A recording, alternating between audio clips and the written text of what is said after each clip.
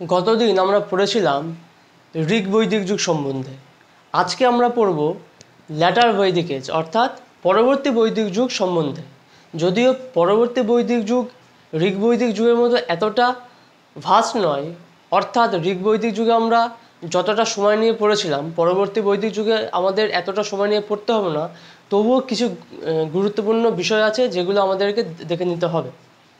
তো শুরু করা যায়। ল্যাটার বৈদিক এজ সময়কাল কত?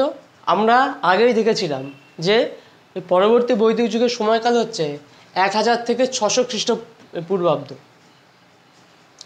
আদার 3 ভেদাস ওয়ার কম্পাইল্ড, অর্থাৎ ঋগ বৈদিক যুগে ঋগ্বেদ তৈরি হয়েছিল এবং পরবর্তী বৈদিক যুগে ঋগ্বেদ ছাড়াও আর যে 3টে বেদ অর্থাৎ সামবেদ, যজুর্বেদ আর অথর্ববেদ, এই যে 3টে বেদ, এই 3টে বেদ লেখা হয়েছিল কখন? ল্যাটার বৈদিক এজ অর্থাৎ পরবর্তী বৈদিক যুগে। লেখা হোক বা যাই হোক না কেন, যেটাই করা হয়েছিল সেটাই হয়েছিল পরবর্তী বৈদিক যুগ। Aryan's expand from Punjab two western UP, অর্থাৎ আর্যরা তাদের যে বাসভূমি, সেই বাসভূমিটা কি এক্সপ্যান্ড করেছিল অর্থাৎ প্রসারিত করেছিল। সেটা কোথা থেকে? সেটা হচ্ছে পাঞ্জাব থেকে উত্তরপ্রদেশের পশ্চিম অংশ পর্যন্ত। Upper portion was called Kuru. তাহলে আর্যরা যে তাদের বাসভূমিটাকে এক্সপ্যান্ড করেছিল অর্থাৎ সম্প্রসারিত করেছিল, তার যে উপরের অংশ বা উপরের দিকের অংশ, সেই অংশটাকে বলা হতো Kuru. Middle portion called Panchal, এবং যে মধ্যবর্তী অংশ সেটা ছিল পাঞ্চাল। এবং আর্যরা তাদের এই যে বসতি এক্সপ্যান্ড করেছিল, এটা করেছিল প্রধানত গঙ্গা যমুনা দোয়াব যে অঞ্চলটা, সেই অঞ্চলকে ঘিরে।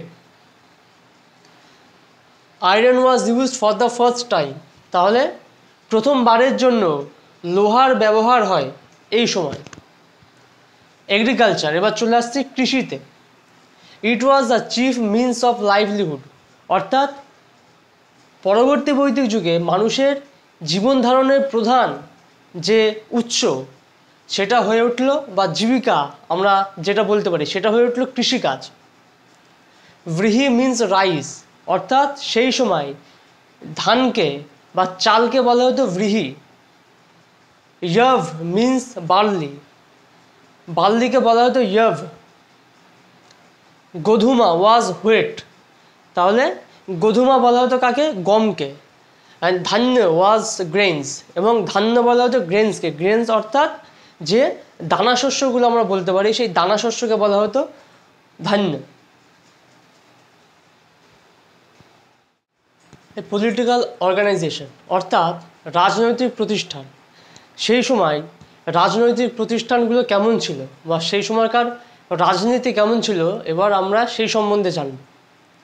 The political organisation became centralised, অর্থাৎ কি সেই সময় যে রাজনৈতিক ক্ষমতা, সেই রাজনৈতিক ক্ষমতা ধীরে ধীরে কেন্দ্রীভূত হতে শুরু করলো। অর্থাৎ আমরা এখান থেকে রাজার উৎপত্তি দেখতে পাবো। সভা, আমরা ঋগ বৈদিক যুগেও সভা দেখেছি, এখানেও সভা দেখতে পাবো। Dominated by Brahmin's and novels, অর্থাৎ সেই সময়কার যে সভা ছিল, সেই সভাটা মূলত পরিচালনা করতো ব্রাহ্মণরা, এবং সেই সময়ে যারা উচ্চ শ্রেণীর মানুষ ছিল অর্থাৎ রাজা হয়ে গেল, বা সেই সময় যারা ক্ষমতাবান মানুষ ছিল, তারা কি সভাকে পরিচালনা করতো। ওমেন পার্টিসিপেশন নট অ্যালাউড, অর্থাৎ মহিলারা সভাতে অংশগ্রহণ করতে পারতেন না। কিন্তু ঋগ বৈদিক যুগে আমরা দেখেছি যে মহিলারা সভা এবং সমিতি উভয় ক্ষেত্রেই অংশগ্রহণ করতে পারত। সমিতি সেম অ্যাজ বিফোর বৈদিক এজ, অর্থাৎ বৈদিক যুগেও যেরকম ছিল সমিতি, পরবর্তী বৈদিক যুগেও ঠিক সমিতি একই রকম ছিল। অর্থাৎ যারা সাধারণ মানুষ ছিল তারা এই সমিতিতে অংশগ্রহণ করতে পারত।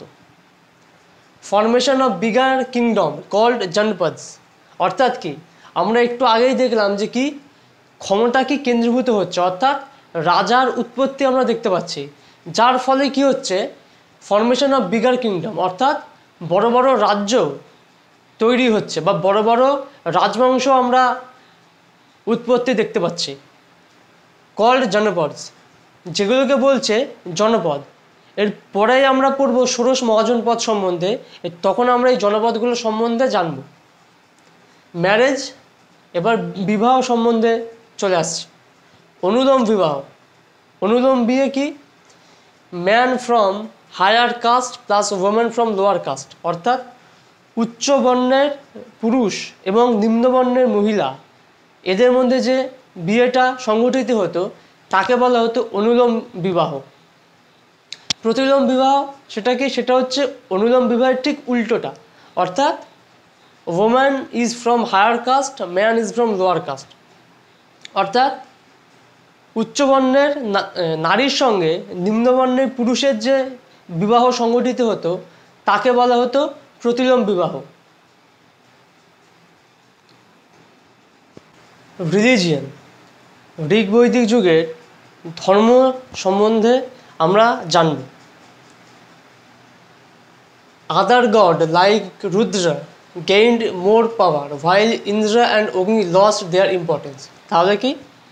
আমরা দেখেছিলাম যে ঋগ বৈদিক যুগে ইন্দ্র ছিল সবচেয়ে শক্তিশালী দেবতা, তাকে বলা হয়েছে পুরন্দর বা দুর্গ ধ্বংসকারী। ইন্দ্রের পরেই ছিল অগ্নি।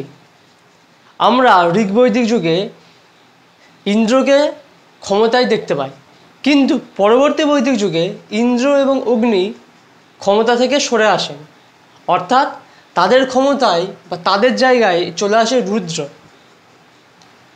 প্রজাপতি ক্রিয়েটার্স অফ ইউনিভার্স। মনে করা হয় যে প্রজাপতি তিনি কিনা এই যে বিশ্বব্রহ্মাণ্ড, এই বিশ্বব্রহ্মাণ্ড সৃষ্টি করেছেন প্রজাপতি। আমরা ব্রহ্মাকেও অনেক সময় প্রজাপতি বলে থাকি, অর্থাৎ ব্রহ্মার নামের আগে আমরা বলি প্রজাপতি ব্রহ্মা। সেই কারণে এটাও মনে করা হয় যে ব্রহ্মাই হচ্ছে এই পৃথিবীর সৃষ্টিকর্তা হিন্দু ধর্ম। আইডল ওয়ার্শিপ গেইনড ইম্পর্টেন্স, অর্থাৎ কি? মূর্তি পূজা। মূর্তি পূজা গুরুত্ব লাভ করে বা প্রাধান্য পায়। আমরা দেখেছিলাম ঋগ বৈদিক যুগে কিন্তু কোনো মূর্তি পূজার প্রচলন ছিল না। তারা কী করতো? তারা প্রকৃতির পুজো করত। কিন্তু পরবর্তী বৈদিক যুগে মূর্তি পূজা গুরুত্ব লাভ করে। Animal sacrifice increase during this period, অর্থাৎ কি? এই পশু বলি প্রথা, এই পশু বলি প্রথা গুরুত্ব পায় বা পশু বলি প্রথা কি? বৃদ্ধি পায় এই সময়। ঋগ বৈদিক যুগে কিন্তু আমরা পশু বলি সম্বন্ধে কোনো তথ্য পাইনি সেইভাবে, কিন্তু পরবর্তী বৈদিক যুগে আমরা দেখতে পাচ্ছি যে পশু বলি বৃদ্ধি পাচ্ছে। এবার চলে আসছে এপিকে। এপিক অর্থাৎ মহাকাব্য। Mahabharata written by Vedvyas is older than Ramayana. তাহলে কি? মহাকাব্য আছে আমাদের দুটো, একটা হচ্ছে মহাভারত, একটা হচ্ছে রামায়ণ। তো মহাভারত লিখেছেন বেদব্যাস, মহাভারত হচ্ছে রামায়ণের থেকেও পুরনো। রামায়ণ রিটেন বাই বাল্মীকি, এবং রামায়ণ লিখেছিলেন ঋষি Valmiki. Indian school of philosophy. এবার আমরা জেনে নেব যে ভারতীয় যে দর্শনশাস্ত্র, ভারতীয় দর্শনশাস্ত্র সম্বন্ধে এবার আমরা দেখব। There are 6 school of Indian philosophy known as shat darshan, অর্থাৎ কি? এই যে ভারতীয় যে দর্শনশাস্ত্র, এই ভারতীয় দর্শনশাস্ত্রে আমরা 6টা দর্শনের উল্লেখ পাই, যাদেরকে বলা হয় ষট দর্শন বা ষড়দর্শন।